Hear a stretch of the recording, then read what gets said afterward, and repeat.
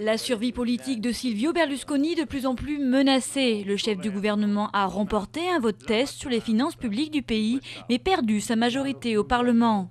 Le principal allié du Cavaliere, Umberto Bossi, a demandé sa démission dans la journée.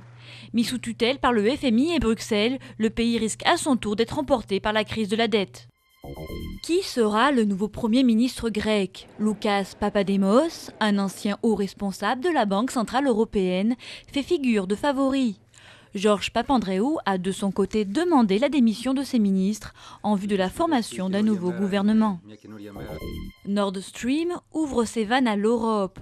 Un nouveau gazoduc reliant la Russie à l'Allemagne, en passant par la mer Baltique, va alimenter désormais 26 millions de foyers en gaz russe.